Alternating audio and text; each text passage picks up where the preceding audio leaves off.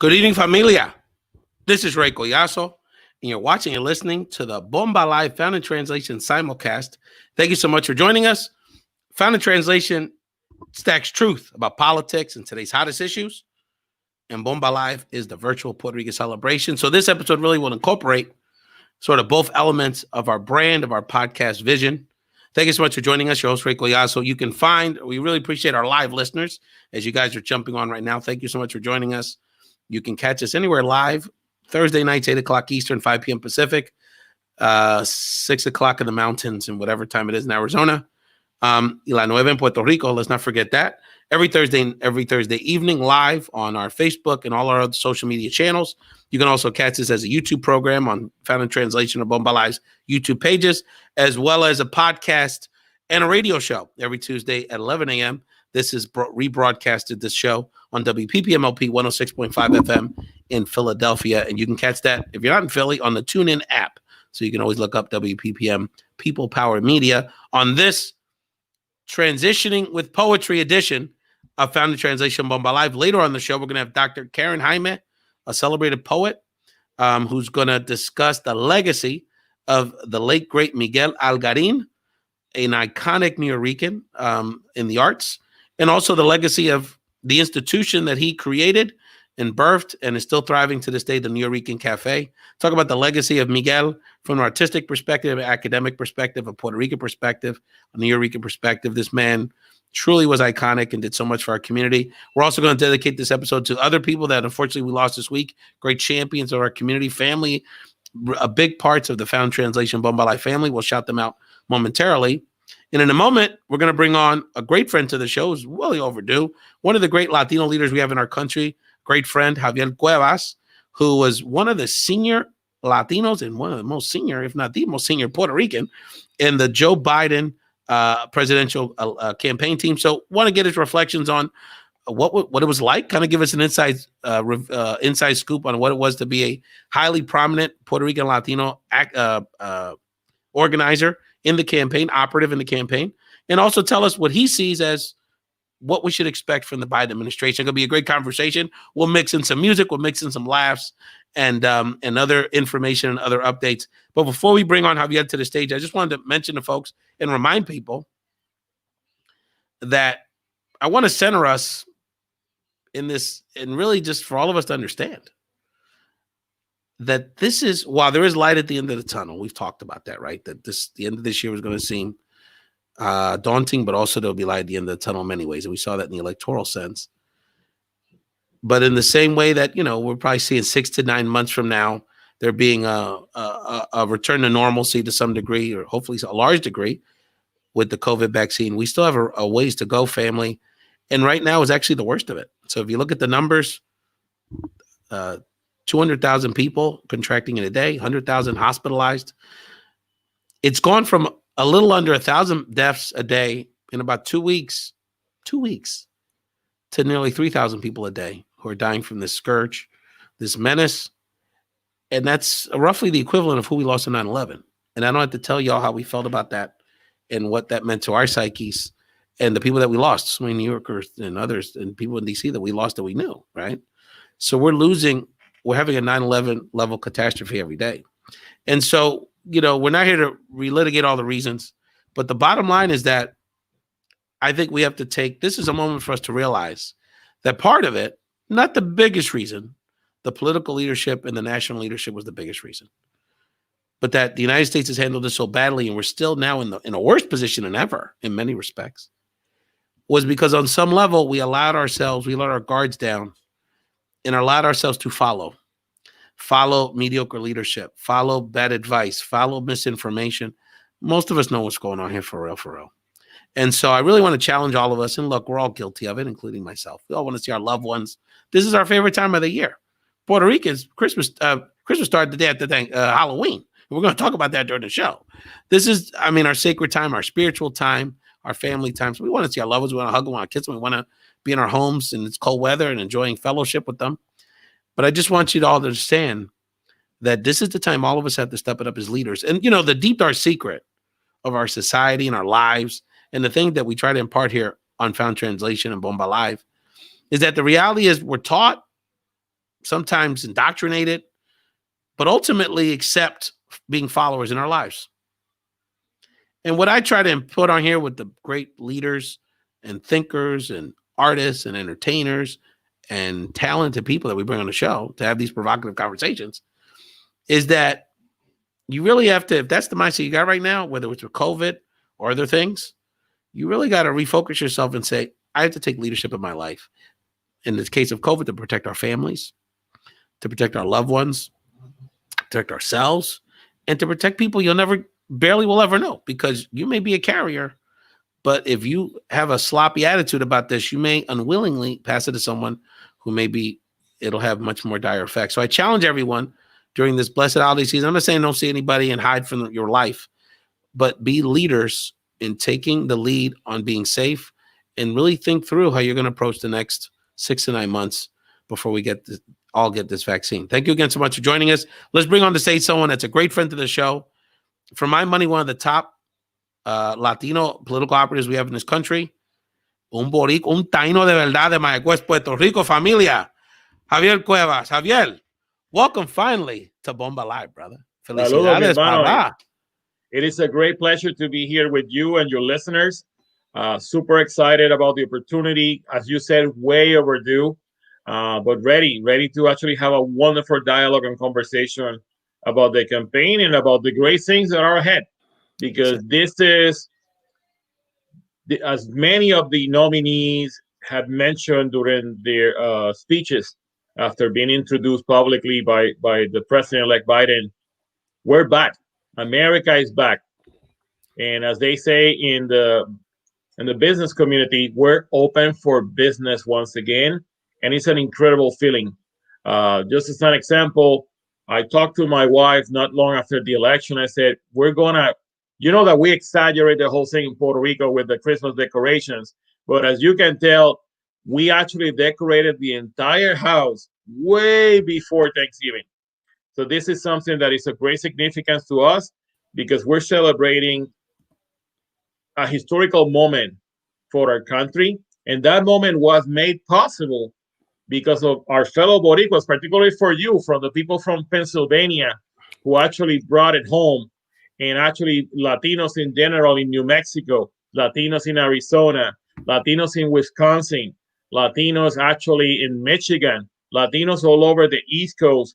And many people don't know this, mi hermano, pero we have 100,000 Boricuas in Georgia. Un montón de Boricua. Yeah, chacho. Exactly. I know like 8 personally on my Facebook. Mm-hmm. El primo so mío de Fort Benning until a few months ago. Absolutely. Exactly. So a lot of people in the island are not aware of that, or people in the communities, because we very often end up talking about the large markets, New York, New Jersey, Pennsylvania. We talk about Florida very often, but we actually forget that in the East Coast, in Georgia, those 100,000 Boricuas made a significant difference in a really, really close election. And for example, my home state of Virginia, we also have over 100,000 Boricuas now. And that all happened in the last 10 years. The last decade has actually doubled, and in some cases tripled, our populations in many communities nationwide. There are Boricuas, as you know, in every single one of the 50 states. In fact, I was introducing 2 friends of mine earlier this week in Guam, because one of them was visiting, and I said, oh, you need to talk to so-and-so because, he's not far from you. And I'm introducing people in Guam, which is pretty far from where we are right now. Seguro, but seguro. Estamos en todos lados. Seguro que sí. Un saludo, Lorraine Johnson, who actually allowed me to be on the Boricuas de North Carolina Facebook page. So I engaged with them quite a bit. There's over 100,000 Puerto Ricans in North Carolina. Helped make that a very close election, even though it went to Trump, but it was still very close, 67,000 votes in a southern state. So we have a lot of room to grow. A lot of positive things came out of this election. Javier, before we get into Biden and the political stuff, I want people to get to know who you are. Again, you're someone that has a great personal story that incorporates really a full, I think, of the Puerto Rican experience from the island here. So why don't you share with us a little bit about your journey that led for you being in a position to have a senior role in the Biden campaign? Absolutely. Thank you so much for the opportunity. I'm a Jíbaro. I am a Jíbaro from Mayagüez. My family on my father's side is from El Barrio Limón de Mayagüez. I grew up in the urban areas of Mayagüez because my mom is from El Barrio Paris, actually, which happens to be also the neighborhood where our congressman Joseph, now retired, Jose Serrano, grew up as a kid before the family moved to the Bronx. And in fact, my mom grew up with his cousins. And to me, being a barrio boy, as I always like to call myself, is of great significance to take full advantage of these opportunities. I'm a product of the public school system in Puerto Rico. I actually went to the University of Puerto Rico, Mayagüez, el colegio. So I bleed sangre verde, as we like to say, and for the alumni like your cousin Abner and many others who actually have been able to take advantage of an amazing educational opportunity at a fraction of the cost of the universities in stateside. So I have had the opportunity to be a full product of the system in Puerto Rico. Later in life, as a professional, I went to the University of Denver to get a graduate, basically for my graduate studies in international affairs. But I really, first and foremost, very thankful for the opportunities given to me in Puerto Rico on our beloved island, because that's how I became who I am. My mother was the biggest influence in my life. She's now rest in peace, and she's in heaven. And like many other people, my mother spent the last 7 years of her life in Orlando. And that's something that happened, and that connected me to the community because it was part of those chain migrations that many of us are part of. My stepfather's brother, one of them, he had quite a number of brothers and sisters, but one of them actually moved to Orlando for many years. And at one point, my stepfather decided, you know what, let's give it a try. We're going to Florida. I remember I was working for LULAC at the time, and I'm in Corpus Christi, Texas. This is way before the cell phones were as effective as they are today. And I remember hearing from my mom, "Oh, well, since you're gonna be in Texas, but we're gonna be moving." And of course, I'm thinking about, so what neighborhood are you gonna move to now? And she said, "We're moving to Orlando." And I was like, "Orlando, as in Florida?" and she said, "Yeah, we're moving there. Your stepfather made a decision, and we're going." And that gave me an extraordinary opportunity because I was actually a more DC oriented guy until that point. But when she moved there in 1999, then you had in 2000 one of the most historical elections and controversial in Florida. And I was given the opportunity because of my friendships to actually work for the Gore campaign. I remember. And I was there for a few weeks, but then I connected with the community at a more personal level. I had my mother living there, so it was a very personal connection. And that actually really launched a new component of my career, not in the policy nonprofit management arena, but really dedicated to the politics. And one of the things that I started promoting early was culturally relevant and appropriate content and approaches to campaigns. And you have dedicated your life to that because people talk about, hey, you need to mobilize. And very often they talk about, oh, we're really disappointed. Your community didn't vote for us. And I'm like, well, you didn't exactly talk to us. You basically just said we're running. And of course, you need to actually just follow us blindly like a zombie and go and vote for us. It's like, doesn't work that way, homie. So those are the things that actually I was able to learn early in 2000. You need to talk to people. You need to go voters to where they are. And that it opened a door into another dimension of politics. And that now 20 years later, I had the opportunity to be part of the most significant campaign in recent U.S. history where we actually have been able to regain the trust of the American people. So we do fast forward in this celebrated career again in the nonprofit advocacy, policy, and political sectors, Javier.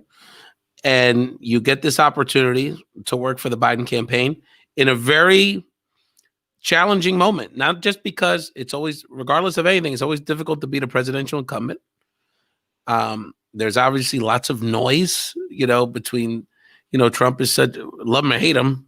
He's a bigger than life figure and all encompassing, and it would be difficult for any opponent to get their message out there. And then COVID is also in the mix, right? So, and you also had, let's be honest about it, you had a lot of Latino activists that wanted more from the Democrats, from Biden, from from just this whole experience, to your point around. So when you got that opportunity, what did you feel was important to contribute in a way that was true to your roots in our community? Because it's not just about being the Latino face.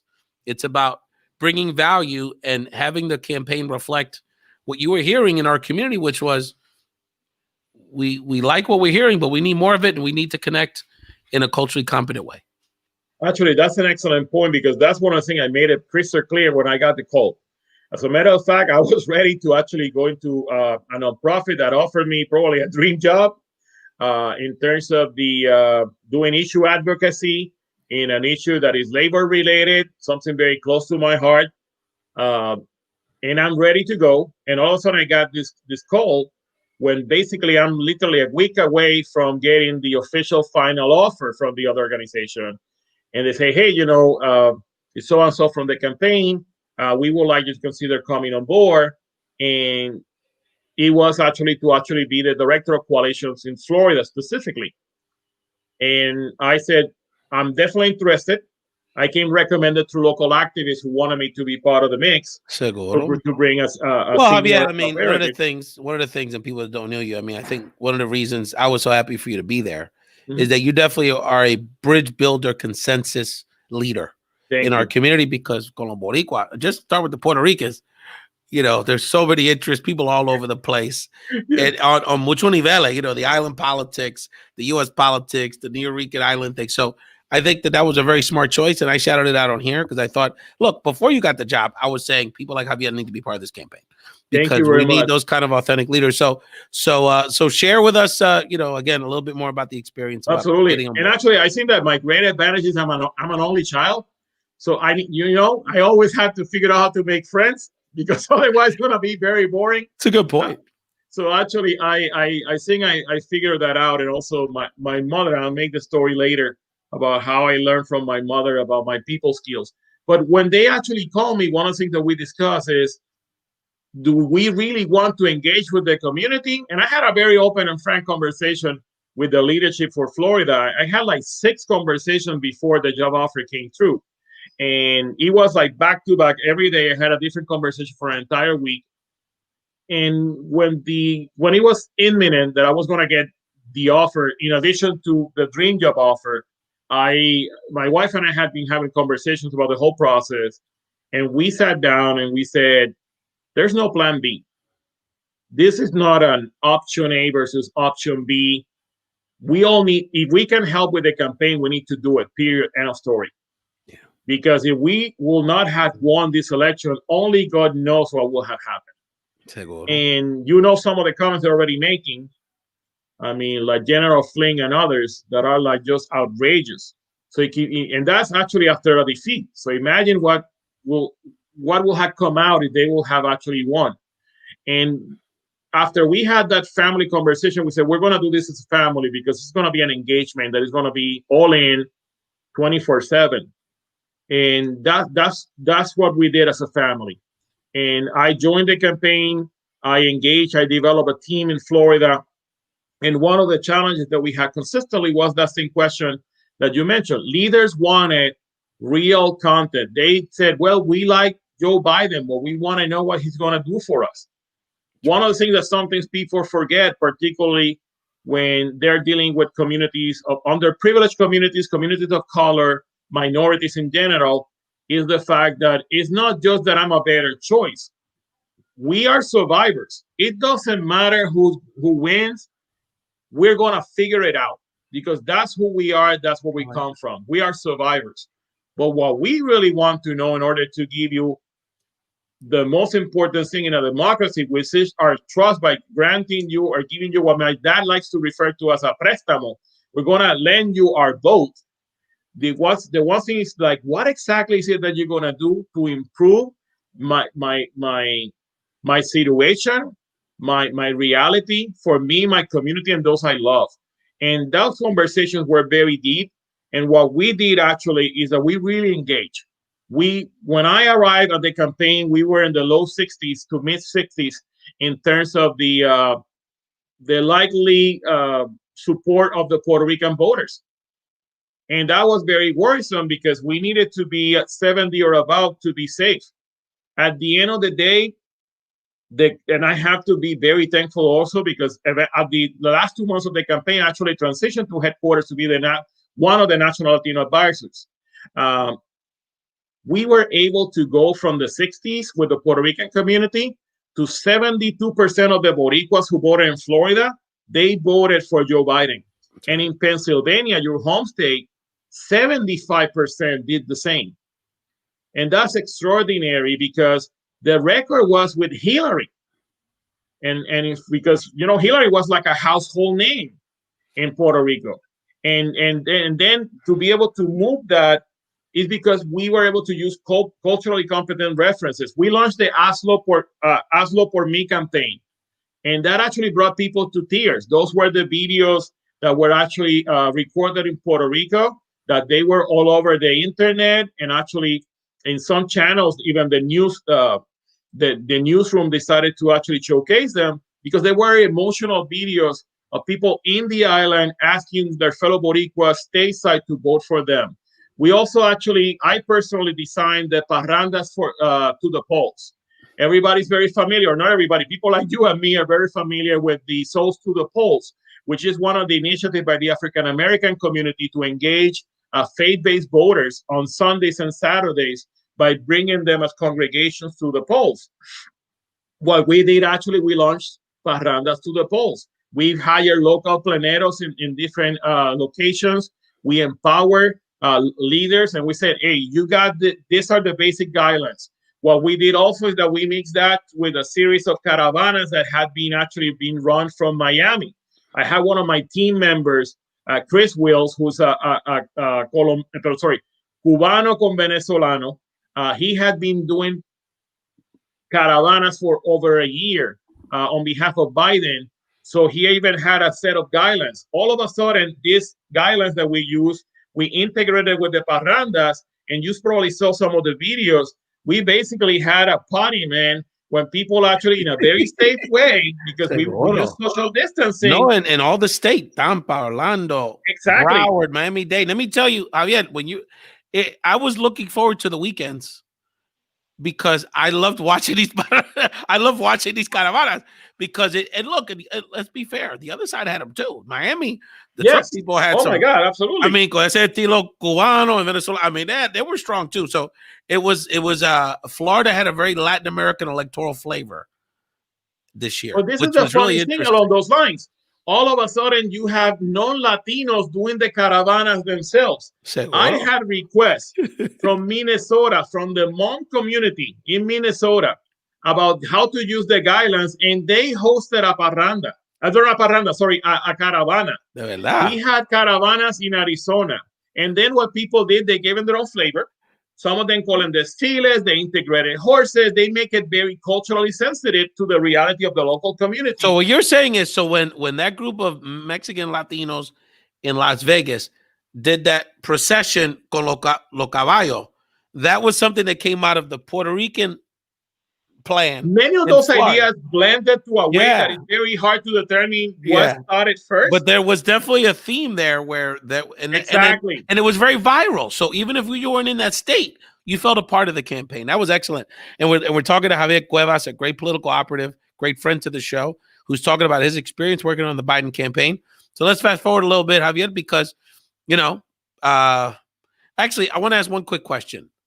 What you mentioned the numbers, and obviously at the end of the day, there's been a lot of discussion about the South Florida and the Cuban and some of the other more conservative Latino groups that supported Trump. And let's be honest about it, Trump does have support in our community as well, the Puerto Rican community specifically. But what's one quick thing you would like to share about that experience in the Puerto Rican voters in Florida that we don't hear a lot about? There's a lot of headlines, a lot of 3 or 4 bullet points that are in every article and every discussion by people that don't understand our community for the most part. So what do you want us to know about the group that you worked with in Florida and what we need to know moving forward? Because we have to keep engaging the Puerto Rican vote in Florida for lots of reasons. Absolutely. If you take the Interstate 4 corridor, all the way from Tampa to Daytona with Orlando in the middle, that runs like this.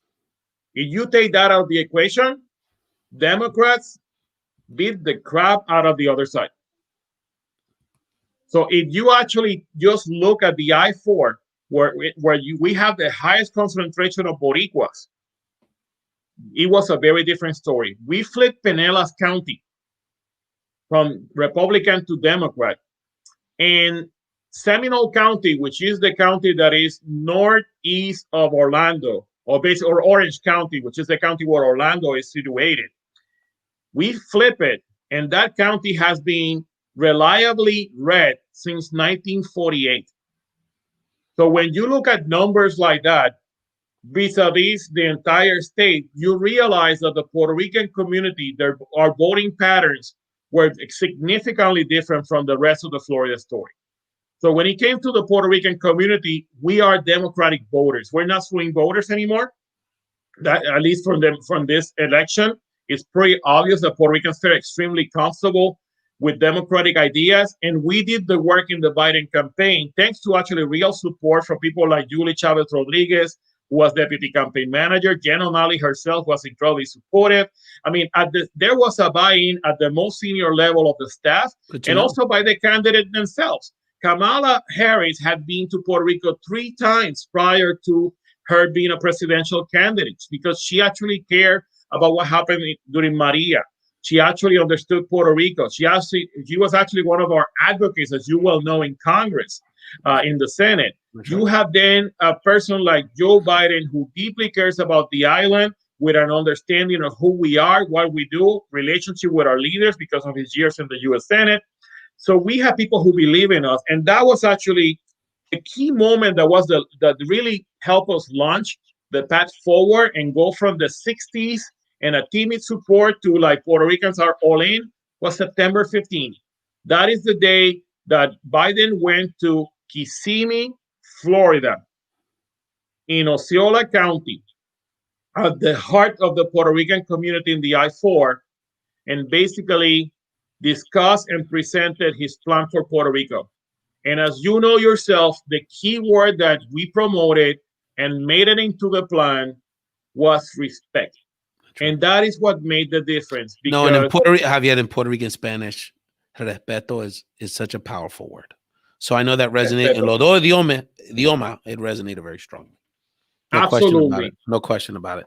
We're talking to, yes. No, continue. Finish up. No, and that's what made the difference. Yeah. Because he showed respect.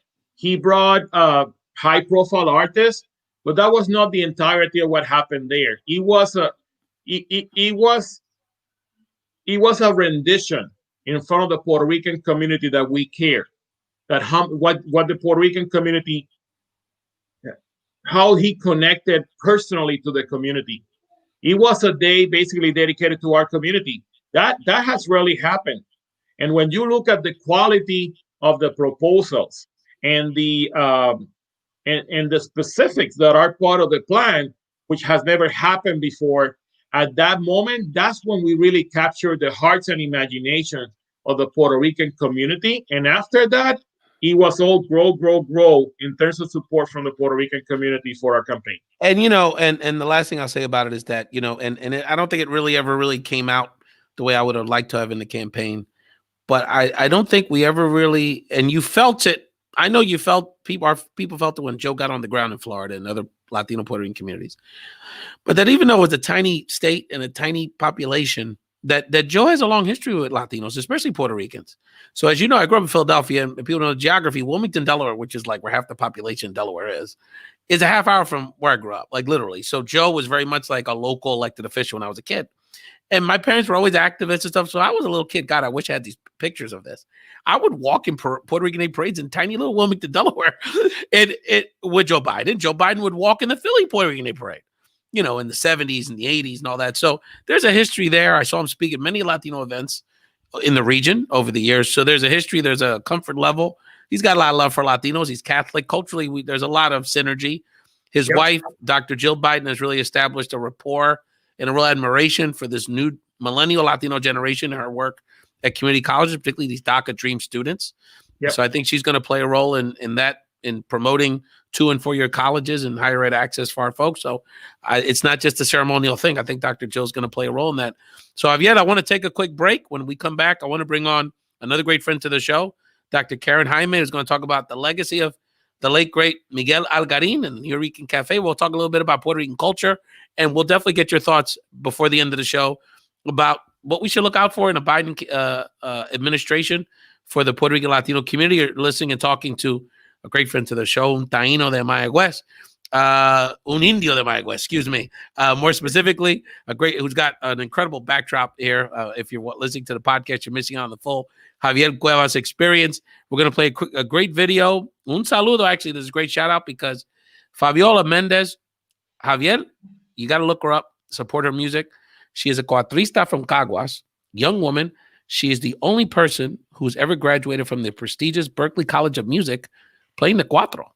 So she is a pioneer in many levels. She lives in Boston. She just got a very prestigious fellowship from a local foundation in Massachusetts to continue supporting her work. So we're going to play a clip of a recent appearance of Fabiola, get your reflections on the performance, and then we'll bring on a great friend to the show, Dr. Karen Jaime. Seguro que sí. Get the clip. A escuchar, pero yo sí me encontré con un pajarito pequeño que mientras iba en busca del sol se topó conmigo y a mi oído cantó esta simple melodía, pero yo sí me encontré con un pajarito pequeño que mientras iba en busca del sol se topó conmigo y a mi oído canto esta simple melodía.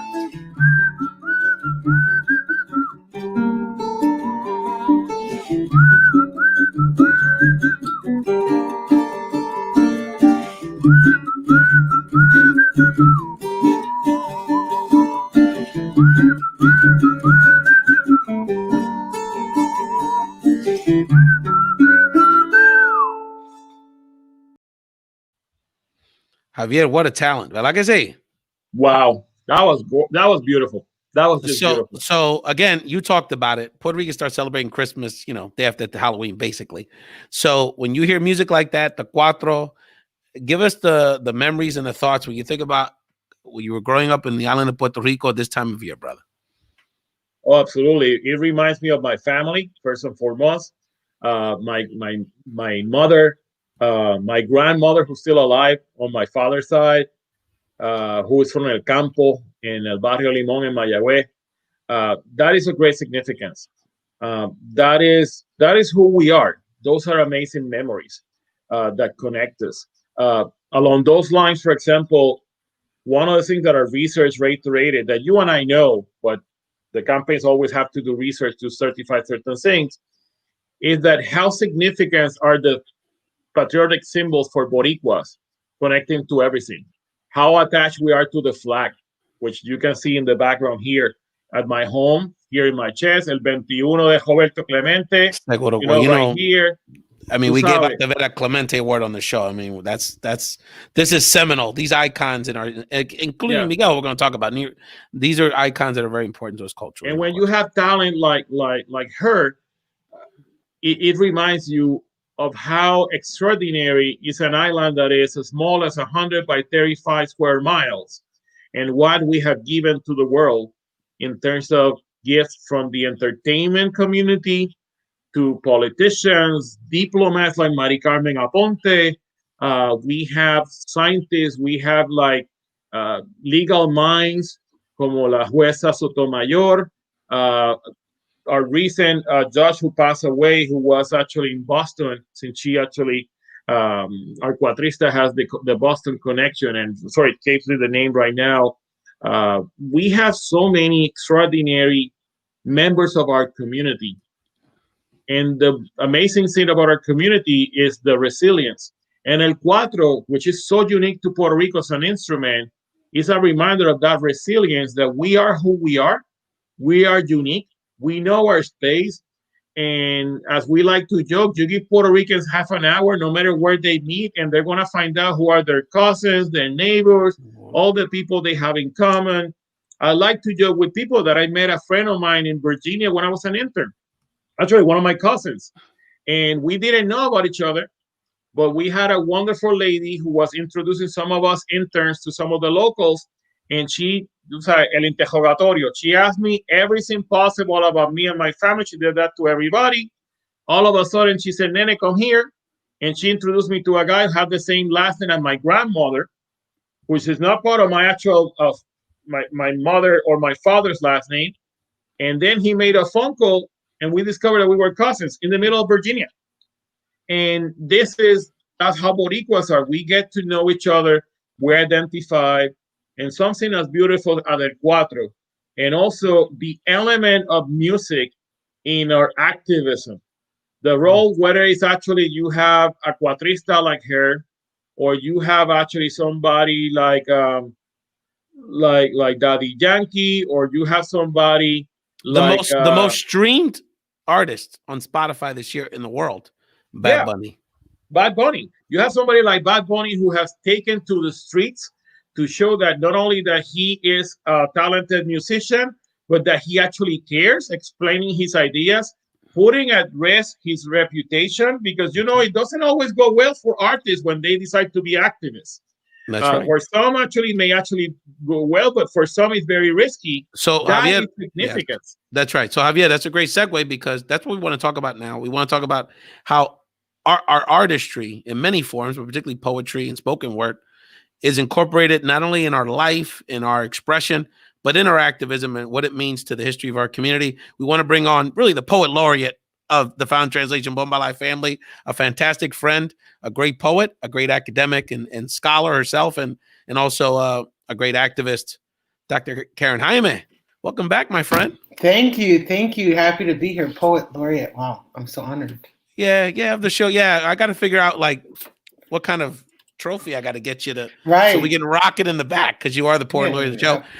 Get a little background action. Karen, you could always, we bring you on not only to share your poetry, which you were at my birthday show. You were so blessed to share an incredible rendition of one of your poems, but you really are the person that keeps us on the pulse of the spoken word community, the poetry community, and really what's going on with the New York art scene.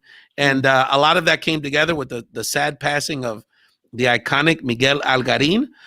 So why don't we start, Karen, because in a moment, you're actually going to share a poem that well before he passed, you actually penned in his honor.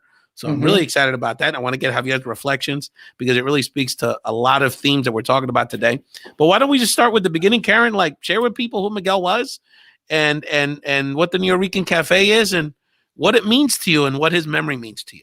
Sure. I mean, Miguel was an incredible writer, academic, former professor of Shakespeare at Rutgers, right? We would think he was, and just, in the 1970s, had, friends with Miguel Piñero, and was just having his living room overrun with writers, Pedro Pietri, all these cats getting together and sharing what they called the first draft poems, which wasn't about slam. Slam didn't exist yet. It was just about really sharing writing.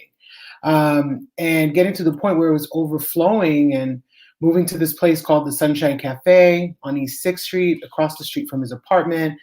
And then, just moving around, finally got to 236 East 3rd Street, where the Nuyorican Poets Cafe is still located, as a space for artistic practice, for the sharing of words, for all types of performance. We're talking poetry, theater. And Tazaki Shange actually participated in a theater festival there at the cafe, a performance for Colored Girls Who've Considered Suicide When the Rainbow Isn't Enough. So there was theater, poetry, music.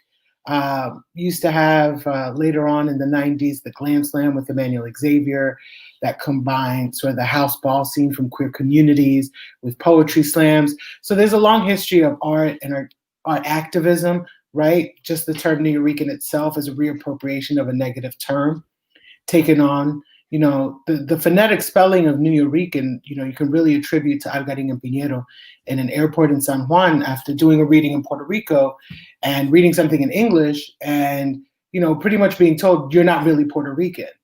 So just, the term Nuyorican, you can attribute that to Algarin and Piñero in terms of its phonetic spelling, right? As wow, really I didn't even know that, Karen. You're dropping jewels, girl. That's laying claim to that, right? Like not New York Rican, right? But Nuyorican, like that's how we say it. We we don't break it down like that. This is the phonetic spelling. This is a name for people who are, articulating the lived experience of the street, of what's going on in the community, right, within the ethnic enclave of Loisaida, not the East Village, not the Lower East Side, but Loisaida, those blocks, where, Puerto Rican migrants were, establishing community and establishing themselves in New York. I mean, the cafe used to have events in the early days that were like $2. So if you lived in the community and you didn't have a lot of money to go to that art gallery uptown, or to, feel comfortable going to these different sort of high art spaces,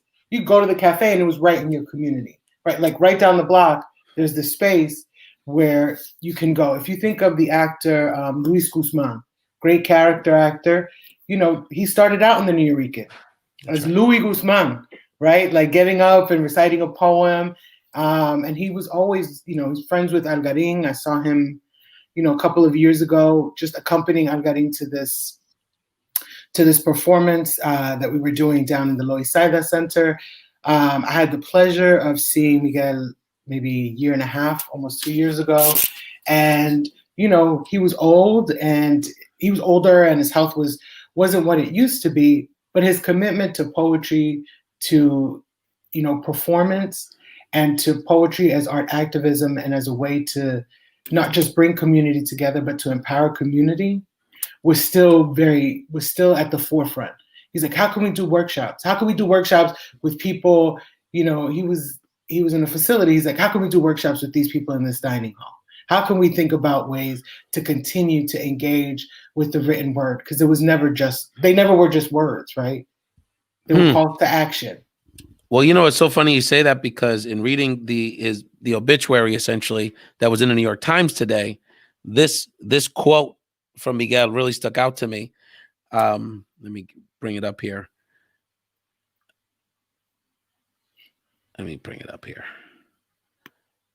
The only way to hold their cultural space is to start talking. And so I want to give people a context. In the 70s, in the 80s, when Miguel was birthing this movement, you talk about, it ain't 2020, my friends. Puerto Ricans and Latinos at that time, because there was a Latino population, one Puerto Rican that was also part of this movement too from the beginning.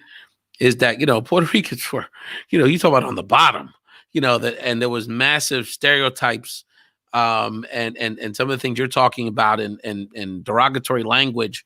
And, we were SNL jokes, that was, and this was an expression for those Nuyorican, because they had so few spaces. There wasn't social media then. There wasn't, there was 3 national TV networks. Maybe Geraldo Rivera was a TV reporter on Channel 6 on one of the stations, and that was it. And, Rita Moreno movies. And so we had to create our own space with art. And just a patron, my experience watching people like you and so many great people of our generation at the Nuyorican, but also seeing like Joe Bataan with my father, and connecting our generations with music, and seeing other forms of art at the Nuyorican over the years, comedy, all kinds of different types of expression. Why don't you talk, Karen? Because I think before we hear your incredible rendition of this poem you did in homage to Miguel, I want you to talk about his impact on the concept of intersectionality in the New York art space, because Miguel wasn't just for Puerto Ricans.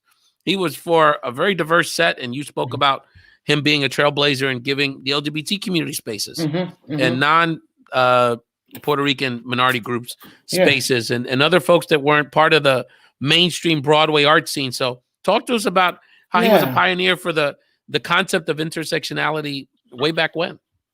Right. Well, I think one of the things that, I always highlight and I always sort of put at the forefront of any conversation, Miguel was queer.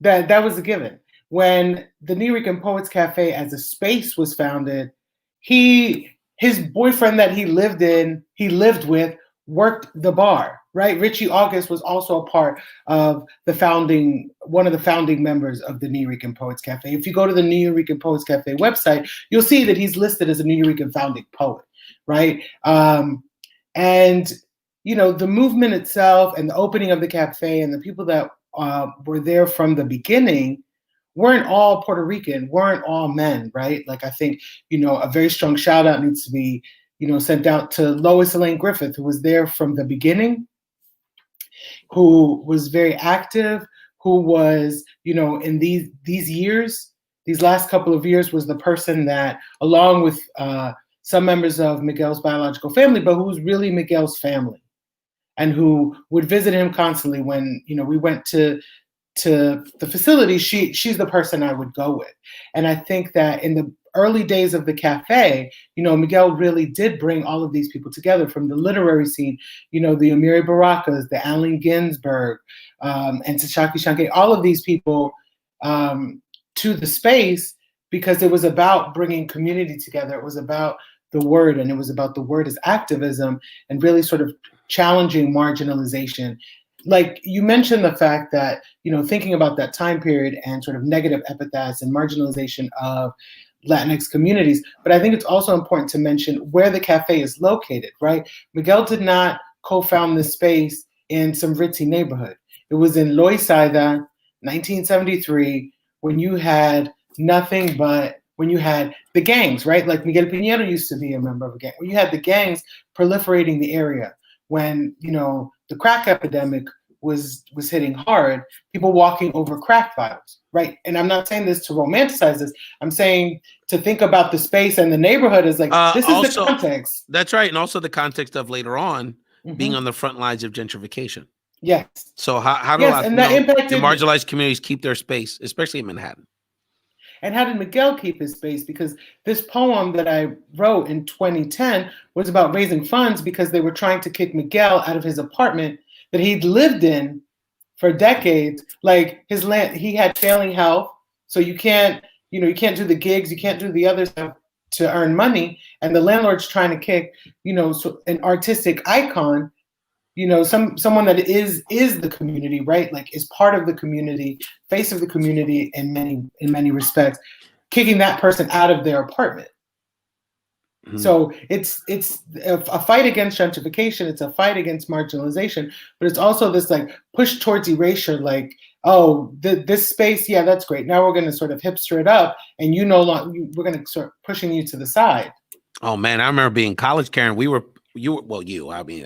part of that movement to push back on that hipster dynamic that was going on there, and I remember that even in the 90s, and then there was obviously a little time when it didn't exist, and then they rebuilt it and all that. But I do want to say that you just hit on, and then we want to hear your incredible poem, and I want Javier to have a chance to sort of comment on this conversation again on Found the Translation Bomba Live simulcast, talking about the legacy Miguel Algarin, is that, you just said so many things that connect, the historical connectivity tissue of Miguel. So you talk about Allen Ginsberg. I was talking about the beatniks with my sons yesterday, and just thinking about how Miguel made a space for Latinos and Puerto Ricans to be part of the literary canon of New York, literally. Thinking about that, right? Like, and then, there's no, do we have Pedro Pietri and these incredible Nuyorican artists, poems, and Jack Aguero, all these people? Do we have them, or are they the same prominence without Miguel and the Nuyorican? Not sure, right? And then, look, is there Hamilton without Miguel? Is there? I mean, just think about how he pushed the envelope and expedited this opportunity for Latinos and Puerto Ricans, particularly in New York and along the East Coast, to have these spaces. And just thinking about in Philadelphia, there is a taller Puerto Rican that was really inspired by what he was doing in New York City. Javier, before we hear this poem, just really quickly, just some thoughts on this conversation and the role of art in our culture. Oh, most definitely, particularly with the written word. Very often what you achieve and what Miguel achieved. I grew up in the island. I didn't travel to the States until I was 18 years old for the first time in a college, as part of a college trip to New York. And I knew about the Nuyorican Cafe because it transcended the ocean. It actually also transcended social class, because very often the written word allows for our talented individuals to bring people together, and all of a sudden you're connecting people, as it was described by Karen, that otherwise will not coincide in any space, but the arts bring them together, and all of a sudden you have an experience that actually it actually blends in in a way that once those fibers are united, there's no going back. And today in 2020, we have been able to harvest that reality that was actually created by him and the people who actually supported him. And now we have been able to enjoy that. Now we have moments like the ones I did in the campaign that made me laugh, where when we announced that, for example, that some Latino artists, particularly, for example, like Benito, actually said, "Oh, you can use one of the songs," and I have this non-Latinas going crazy in a Zoom call because all of a sudden their favorite artist, who happened to be Bad Bunny, is actually engaged. And you wonder, oh my God, how did that happen? It's because of the power of the written word, because it transcends culture and it transcends social class and it helps bring people together. And I'm very, very appreciative of being part of this conversation and meeting you, Karen, because this is culture. Esto es cultura viva. This is who we are. Seguro. And I want to say two quick things on that. One is, so fast forward or backtrack to several years ago, maybe 7, 8 years ago, when I go to Puerto Rico for something, and my cousins that grew up on the island, they take me to the Nuyorican cafe in San Juan. I've been there. Because that was, I don't think it's there now, but there was a time where that really became a cutting edge place, because that was a way for island Puerto Ricans to honor the romanticism of that Nuyorican culture, and having a space like that on the island. Yep. And then, and so the culture is dynamic, to both of your points. And then the other thing I wanted to share is that, going back to this intersectionality conversation, Bad Bunny is in a place where he can push the envelope on sexuality and push our community to think about these issues and about inclusion and femicide on the island, these issues. Miguel was a pioneer in those in that artistic movement that now Bad Bunny, in his way, with poetry and lyricism and pushing those conversations.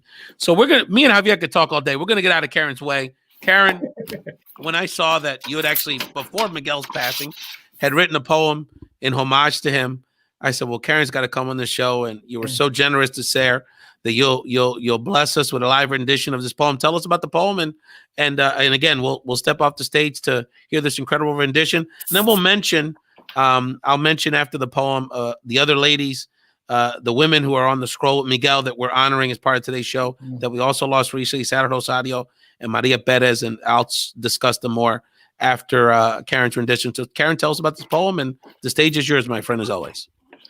Okay, so I wrote this in 2010. There was a benefit for Miguel in order to raise funds for just him fighting his eviction. And I just started writing, thinking about what Miguel meant in terms of the Nuyorican Poets Cafe, but really setting the stage for a lot of the people that came after. So this poem is entitled Poem for Miguel, The Living Room.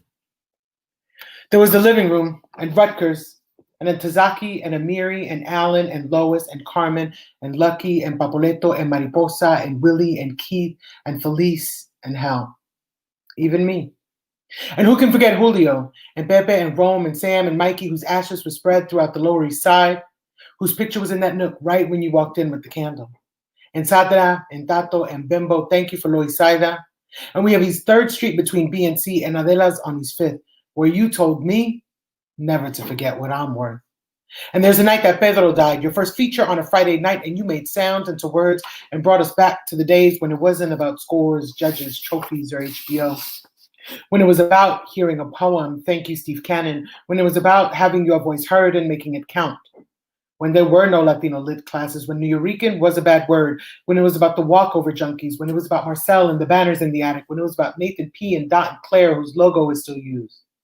When it was about Mongo Affair and Action, and Maggie and Reggie and Edwin. When it was about El Reverendo and his church, when it was about the murals, not the movies, when it was about the rhythm and the streets and the movement back and forth, when it was Vaya poetry, before Ed wrote about living in Spanglish, before gentrification hit, before it cost double digits to get in, when it was just a dream and a way to clear out your living room, there was you.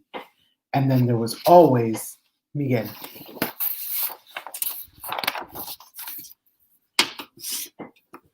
So powerful. Javier, I'll start with you, brother. Some reflections. Some people actually have an impact that sometimes it's on purpose, but very often they don't realize how many people they help with their actions, with their words. As I mentioned before, written word transcends social class, gender. It transcends everything because it brings us together. It's actually, you have the opportunity to be yourself and express yourself. And it's our artists like Miguel who actually continue to bridge the community in stateside as well as those in the island. We can go back to Julia de Burgos. We can go back to others who they were always back and forth between our communities. And now, of course, you have a triangulation because then in Florida, you have those communities in Orlando, Miami, Kissimmee, Tampa. You have Boricuas everywhere. And the written word brings us together.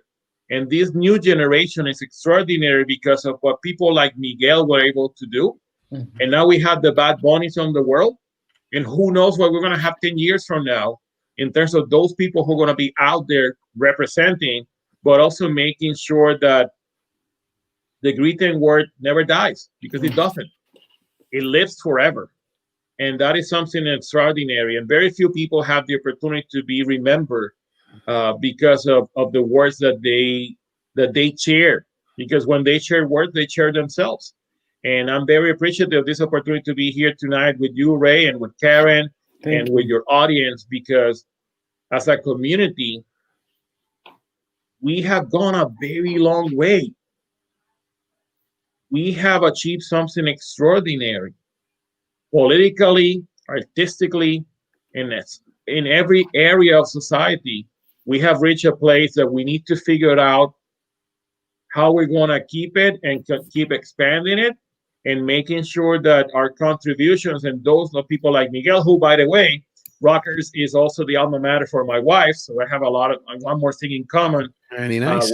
Yeah, very nice.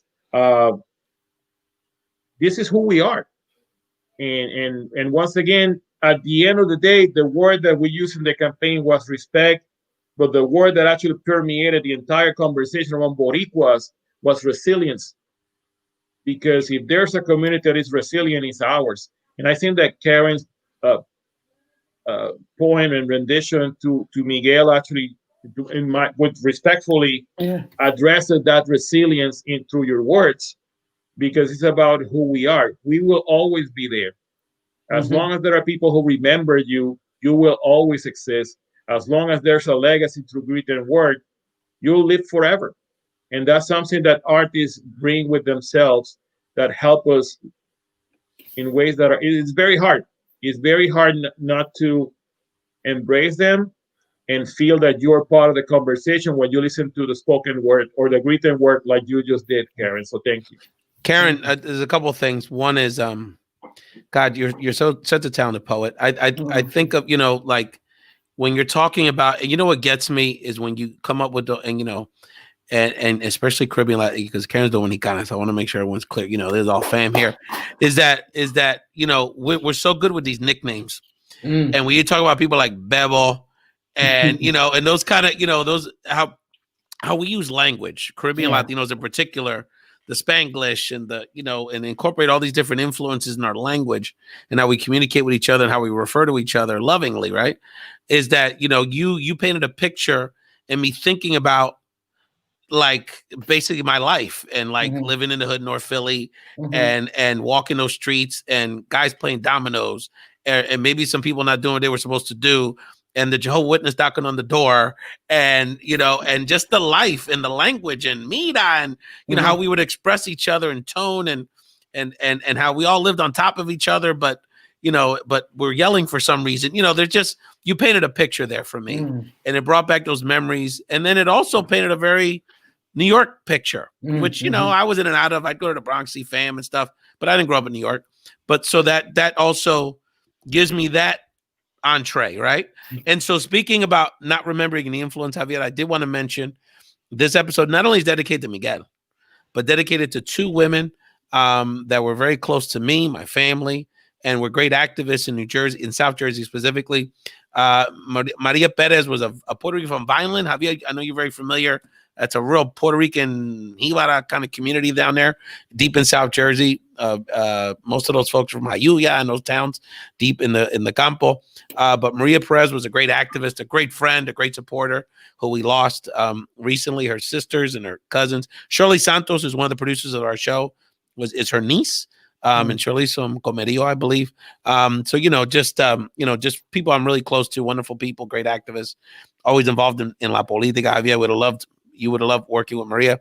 And Sara Rosario, actually a Cathedral High School graduate, by the way, Karen. So there's some synergy there. She was a New Yorker as a child, born on the island, lived her adult life in South Jersey, registered nurse, a part of my wife's family. Just a wonderful person.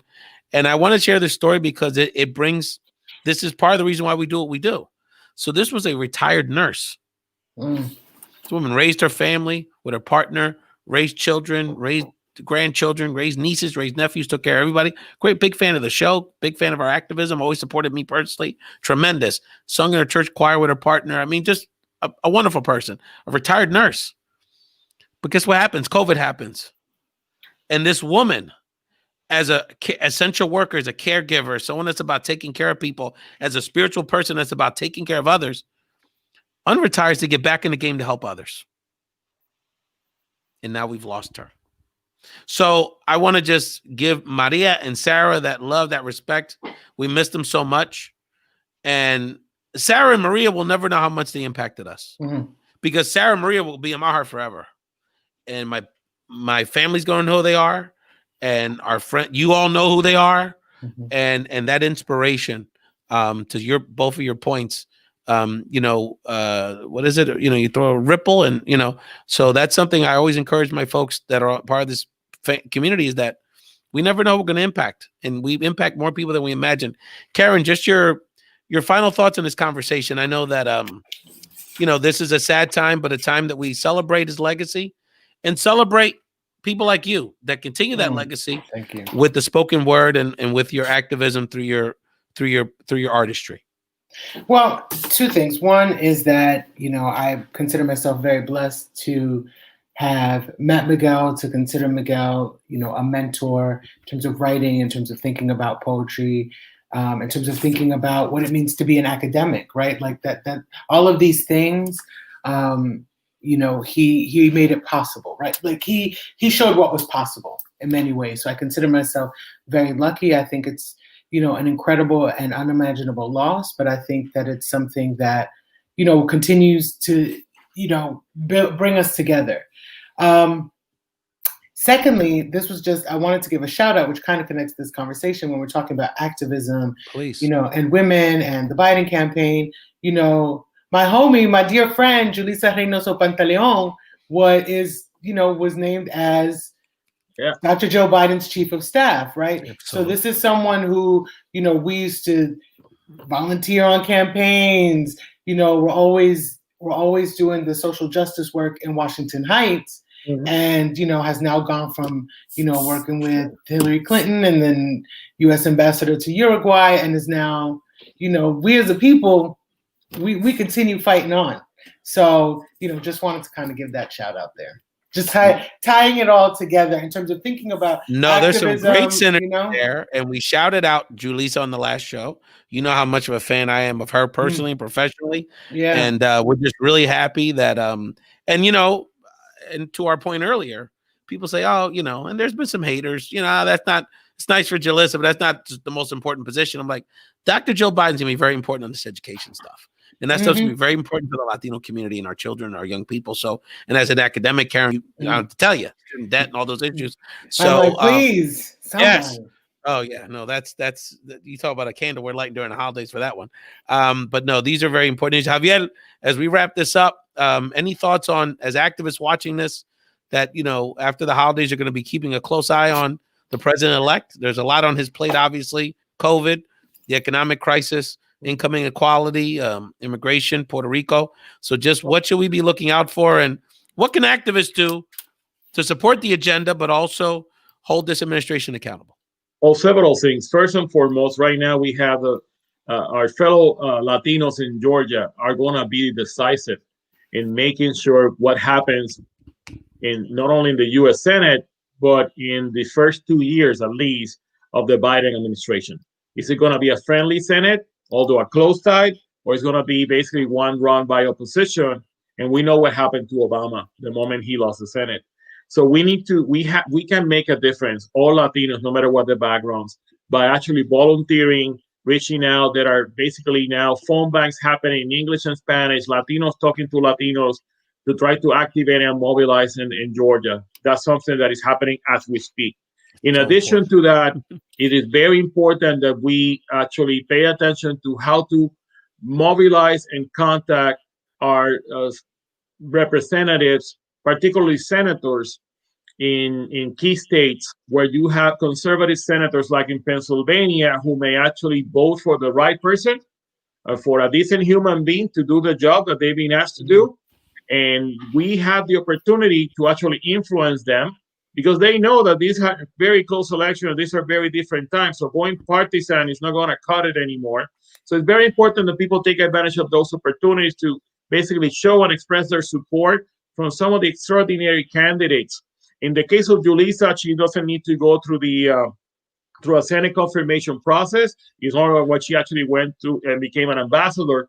But right now, we're going to have many other people like Mayorkas and the Homeland Security, first Latino, a Sephardic Latino, Cuban, who actually is going to be part of one of the most important agencies in the government. We have other Latinos that are in the pipeline, and we have many candidates from different backgrounds who are going to need that extra layer of support from the community.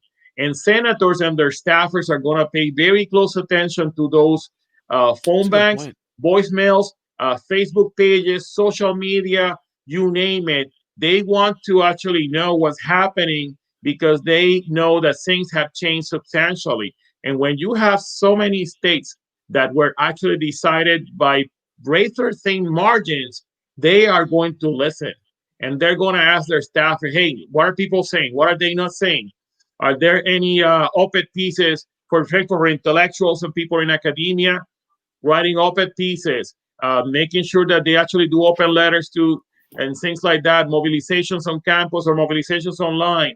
For the average person, pick up the phone and call your representative or actually use the Facebook page and send an email or a message and let them know that you are supporting the agenda of the President of the United States, who used the word respeto to discuss how he approaches our community. And with the appointments of Julissa, with the appointments of Julie Chavez, who is the Director of Intergovernmental Affairs, La Nieta de Cesar Chavez, and so many other members of our community. Actually, a member of the GLBTQ community is now the Director of the Social Calendar Office at the White House, a Latino, who also happens to be a member of the LGBTQ community.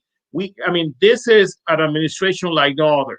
And the Obama administration was amazing, but this is taking things to a whole new level.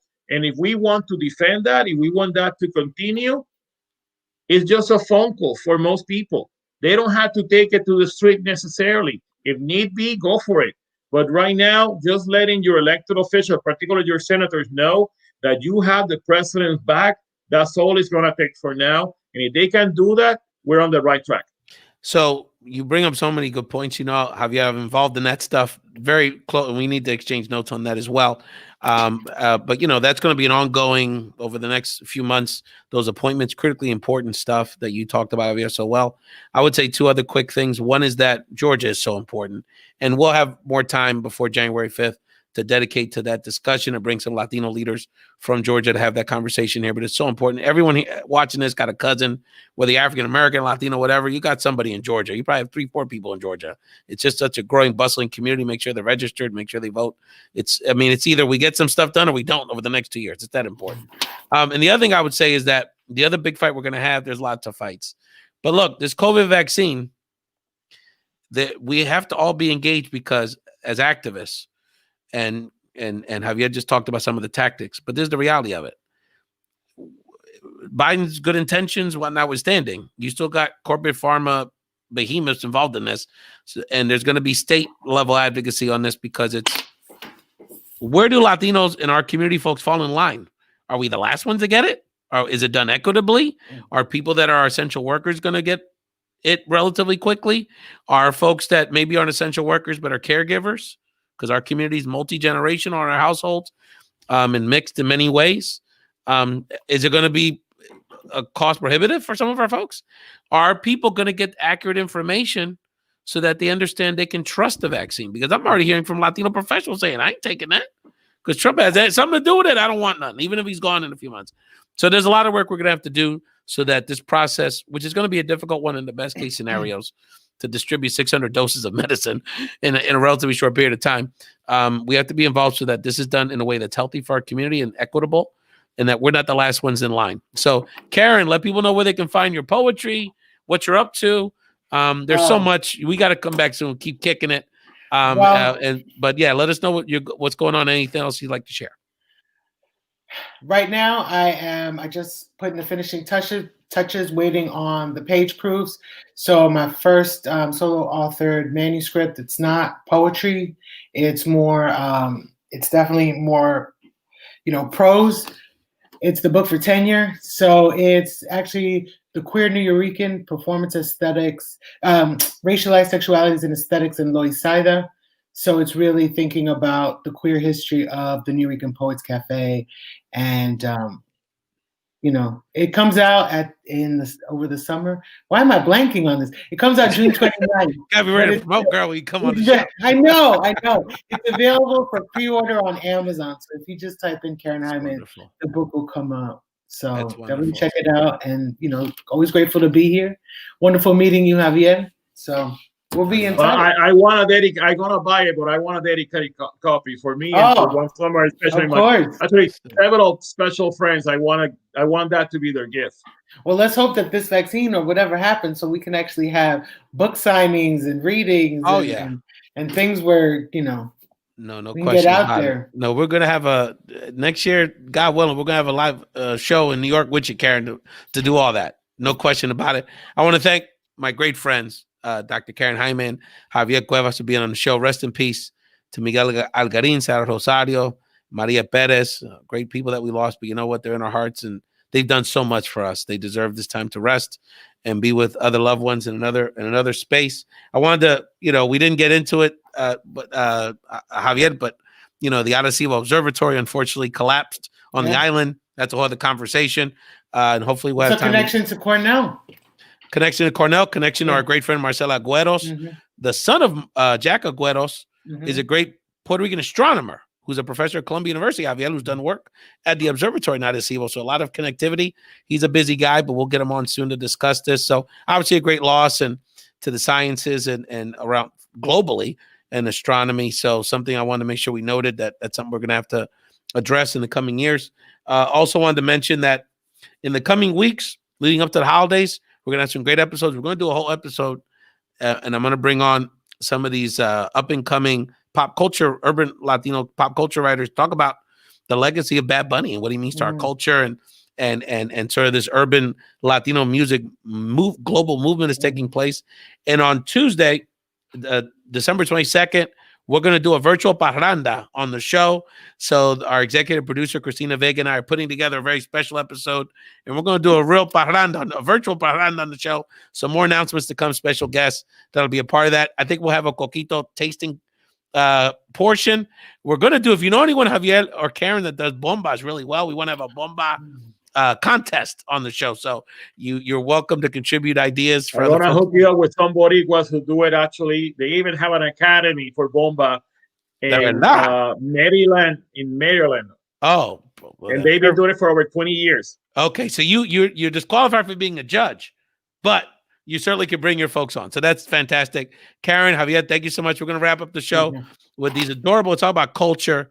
Gadiel y Axel are these Puerto Rican YouTube sensations. These Este Chamaquito, they're so adorable. They mix in comedic YouTube skits with political themes on the island of Puerto Rico. These are wonderful children. Their father, Jesus, does a great job. So let's wrap it up with these wonderful young people, the next generation of activists and artists on our island. Thank you, Karen. Thank you, Javier. And have a wonderful day. Have a wonderful weekend, family. Bye.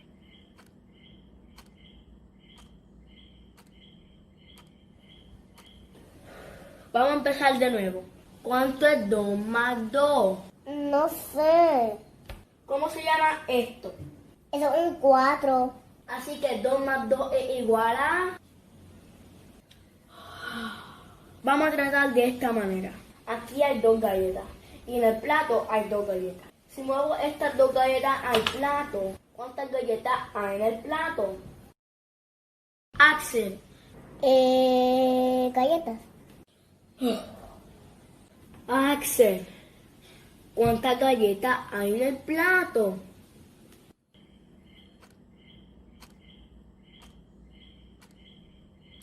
El plato. Próximo. Superman. ¿Qué tú haces aquí? Para solicitar los chavos de Trump. ¿Tú rendiste planilla el año pasado? ¿Te leíste 100 años de soledad? ¿Qué tiene que ver eso? Ah, se me cayó el sistema. Hello. Perdón. Lugar de nacimiento. Criptón. ¿Dónde queda eso? Por Ponce. Bueno, te va a llegar el depósito entre mañana y junio 2022.